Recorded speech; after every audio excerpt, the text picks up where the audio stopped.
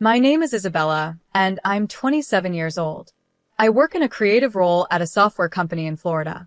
On the outside, it might look like I have an easy life, but things at home are quite messy. A year ago, my dad's company went bankrupt without warning. Since then, I had to move back to my hometown to live with my parents and my sister, Mary. Our family depends on my income to keep going. One evening, my mom started a conversation while we were sitting around. Isabella, Mary says she wants pork steaks for dinner tomorrow. I sighed quietly and replied, "Oh, and we're running out of money for groceries. We can't even afford pork. Can you help out a bit more with the food budget?" I frowned and said, "We're already out of food money, and it's not even the middle of the month yet." That's when Mary chimed in, "Big sis, you're not giving enough money for food." I was shocked. "What do you mean? I'm already giving $10,000. That should be more than enough." Mary snorted. "Big sis, prices are higher now. $10,000 isn't enough for a family of four anymore." I couldn't hold back my frustration. "Just $10,000? If you have a problem with it, why don't you get a job and help pay for the food yourself?" Mom jumped in, taking Mary's side. "It's hard to find a job. I feel bad for Mary." I couldn't help but feel bitter. Mary uses her so-called job search as an excuse, but the truth is, she's just sitting around doing nothing. Plus, the money I give is secretly being passed to Mary as pocket money by my mom. "Enough," I finally said. "If it's so hard to manage, why don't we sell this house and move back to Grandma's hometown? Maybe we could find jobs there and life wouldn't be so tough." But Mom shut that idea down right away. "No way, I'm not going back to that town. My grandma owns a successful Italian restaurant in Miami where we could work and we'd have free pizza and pasta to eat. Life would definitely be easier. But Grandma is really strict, especially when it comes to making pizza. My mom hates this and doesn't want to deal with the hard work of making pizza. My dad always says, 'Why are we so quick to ask Grandma for help when we're supposed to be supporting ourselves?' That's just being spoiled." I wanted to scream inside. How can they say I'm spoiled when I'm the one paying for everything and my sister doesn't even want to work? Mary should get a part-time job, too. She's 25 and lots of people work part-time while looking for a full-time job. I suggested this, but my mom was quick to argue. "No, Mary helps around the house, so she doesn't have time for a part-time job." What? That made no sense to me. "What are you talking about?" "I've never seen Mary do any housework," my dad jumped in. "Mary carries the dishes to the sink after meals, and she does her own laundry. Sometimes, she even gives me shoulder massages." I could feel myself getting angry. The housework my dad mentioned is stuff even a little kid could do. Meanwhile, I wake up early every morning to make breakfast for the whole family and pack my dad's lunch. On top of that, I'm the one managing the household finances and taking care of the taxes. But still, my parents always favor Mary. They've treated her better than me since we were kids. People say I'm pretty too, but Mary has always been considered more graceful and charming. That's why our parents have always treated her specially. You'd think I'd just leave this situation, but it's complicated and I can't move out easily. So I live with this stress every day. One day, time passed, and I didn't realize my sister had left the house. I thought she had just gone out like usual. But then the next day and the day after that, she was nowhere to be found. I started to get suspicious. Then, as I came home and was heading to my room, I overheard my parents talking in the living room. What I heard shocked me. I can't wait for the souvenirs from Louisiana. Mary is really lucky right now, relaxing on the beautiful beaches and eating at fancy restaurants. My mom said, "I want to go to Louisiana too. Maybe we should all go together next time," my dad added. I couldn't stay quiet anymore. "Wait, what are you talking about? Are you saying Mary is in Louisiana right now?" I asked, confused. My parents looked at me, surprised. "Yes, that's right," they said. I couldn't believe it. "But how?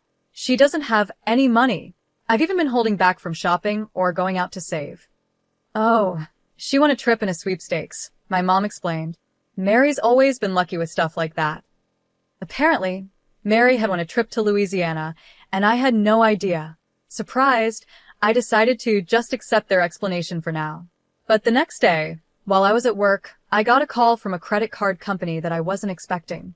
I don't usually use my credit card much, so when the company called to inform me of high charges over the past 4 days, I was shocked. I couldn't remember making any big purchases. Feeling nervous, I asked how much had been spent, and the customer support agent told me it was $20,000 over 4 days. Right away, I knew who was behind it. It had to be my sister, Mary, enjoying her trip to Louisiana.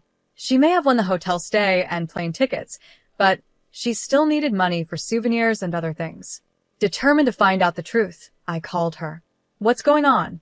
Explain yourself," I said. "Oh, I'm surprised you called, sis. I thought you were waiting for your souvenirs," Mary joked. "Stop messing around. You've been using my credit card without asking, haven't you?" She didn't even seem to care. "Did you notice? It was an accident," she said casually, and my anger grew. I regretted not realizing sooner that someone had gone through my stuff.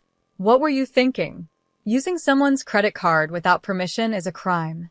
It might be a problem if it was someone else's, but we're family, Isabella. You should really study up on these things, she replied.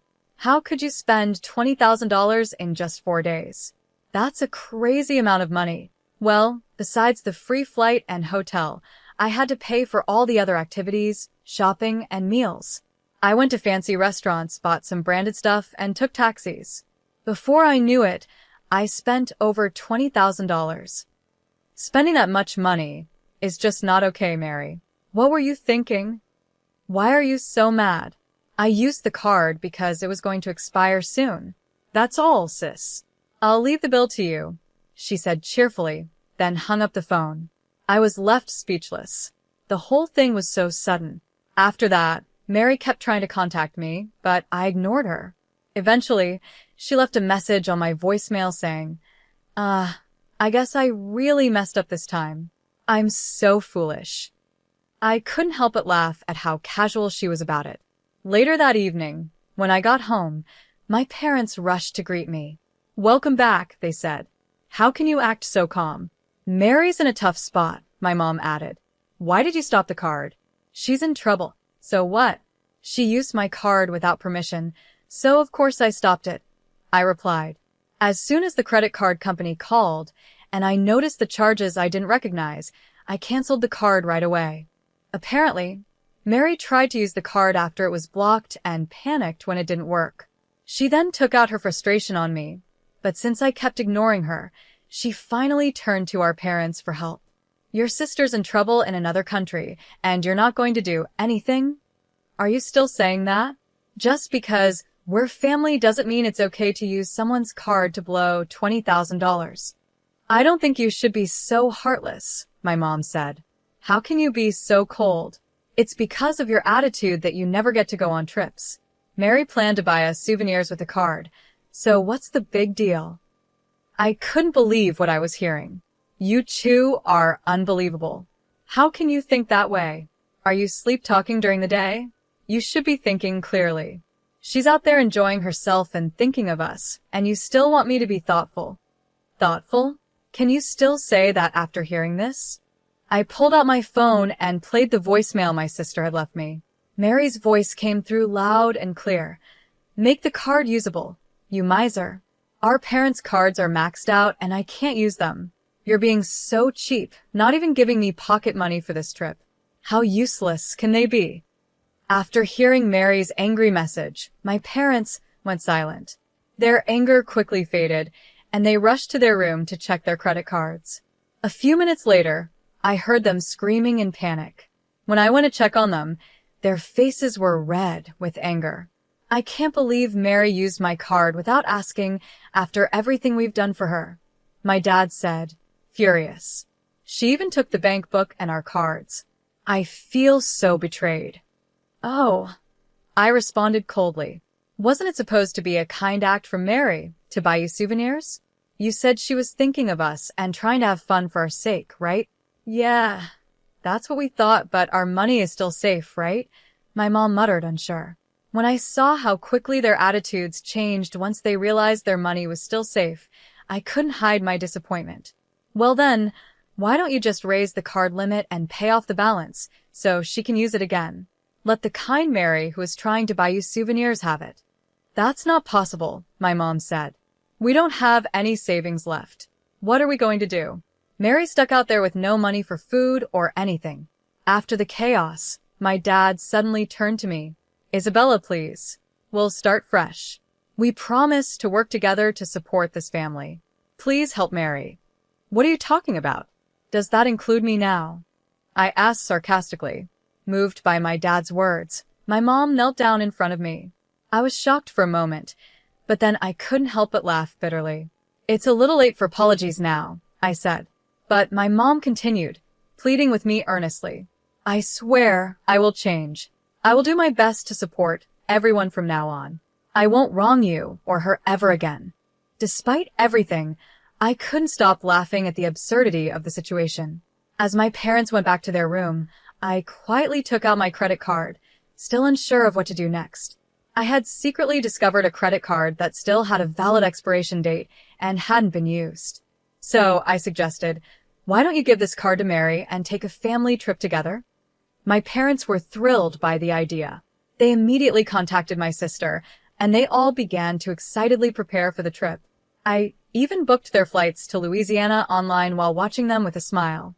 After everything was set, I made a call to a certain number. 5 days later, when my parents and sister returned from Louisiana, Mary greeted me with, Big sis, thank you for letting us enjoy Louisiana. It's rare for you to come pick us up. Are you expecting souvenirs? Sorry, I didn't buy anything. It was clear they had a great time and had already forgotten to be thankful for my help. Seeing this, I knew it was time to put my plan into action. I could barely contain my excitement. Looks like you had a lot of fun. Was that the last big moment of your life? What do you mean by last? Mary asked, confused. Well, I've decided to sell the house, I said casually.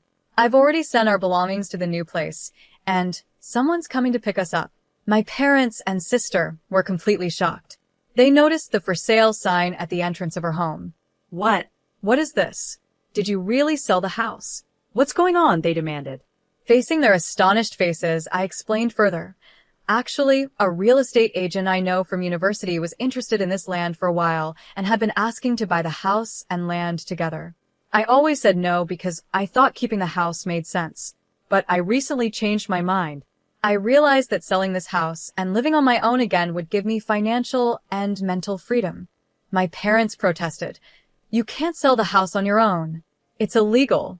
This house belongs to Dad, not you. Staying calm, I replied, Oh, you seem pretty upset about it. But what if I told you the house and land are actually in my name? What? They exclaimed in disbelief. Dad, do you remember when you couldn't pay the taxes and came to me for help? I agreed to pay on the condition that we change the house's ownership to my name. You signed the papers back then, remember? Dad's face fell as the memory came rushing back. Ah, that's right. I continued explaining. I didn't leave this house because it was already in my name. I was waiting for the right time to get you all out so I could sell it. It was tough to find an opportunity since you were always home. But when I sent you to Louisiana, I finally had my chance. With everyone out of the house, I could go ahead and sell it. Everyone was in shock. What? They gasped. As I mentioned earlier, I continued calmly. Your luggage has already been sent to the new place, so don't worry. The pickup will arrive soon. Pickup? What do you mean? My mom asked, still confused. Grandma is waiting for everyone. She's excited to see you, I said with a smile. Wait, Grandma? You mean Mom? My dad asked, his voice shaky. Yep, I talked to her, and she agreed to take everyone in. She's eager to knock some sense into you. She even told me to send your luggage. So, get ready for daily pizza making and cleaning at Grandma's restaurant. My parents and Mary were stunned. We can't go to Grandma's. We don't want to. Mary cried out. Oh, I see. Well, you can do whatever you like, but without a house or jobs, how do you plan to live? And don't forget about the credit card bill. How are you going to pay it off? What are you talking about? My mom asked nervously. The card is in your name. You thought it was in my name? You should be more careful. The card is actually in someone else's name, I said. No way. My mom's face went pale as she took out the card and checked the name. Her eyes widened. Wait, this card is in Mary's name? Exactly. The credit card I gave you was one I found in Mary's room. It was the first card she got when she started working, but she quit that job soon after. It seems she never used it. What? I've spent too much. What should I do now? My mom panicked. Well, since Mary's name is on the card, she has no choice but to pay it off.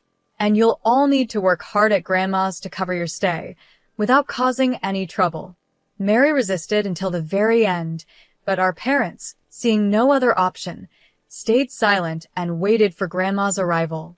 When she came, they all headed to her house and restaurant in Miami. Under Grandma's strict supervision, and with the help of her veteran employees, they learned to work hard, even shedding tears along the way.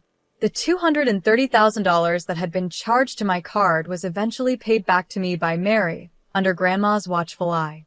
Although I had planned to settle everything by selling the house, Grandma managed to recover the living expenses I had previously covered and even took a portion of my parents' salaries to pay me back. Later, I moved into an apartment closer to my job and was able to live alone again. My new life was going smoothly, and I started enjoying peaceful days. One evening, as I stood on my balcony, looking down at the city as the sun set, I felt a sense of relief from the pressure I had carried for so long. There was also a small feeling of loneliness. Just then, my phone rang, and I hesitated when I saw Grandma's name on the screen.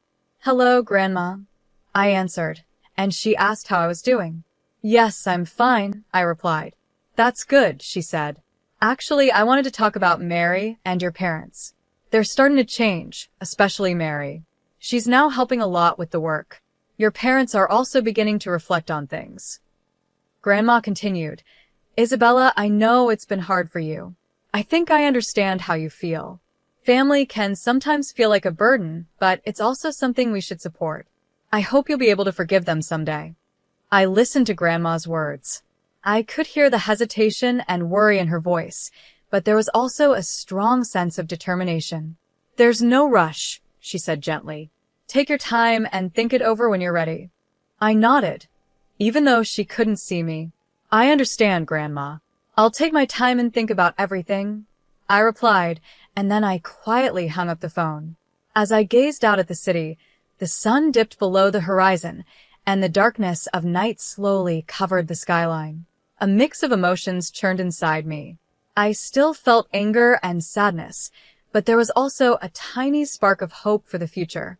When I returned to my room, my eyes were drawn to an old family photo. In it, a young Mary and I smiled alongside our parents.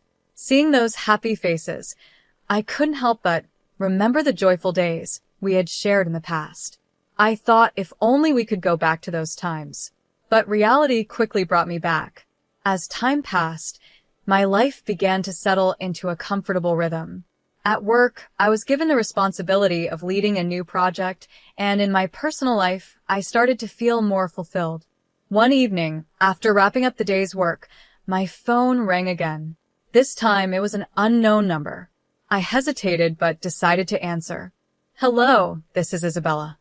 "It's me, Mary," came a voice that was different from her usual confident and arrogant tone. It was softer, more unsure. Surprised, I asked, "Mary, what's going on? Did something happen?"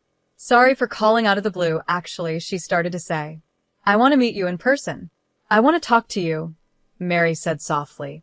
Her voice had a humility and growth that I never expected from her. "Why do you want to meet?"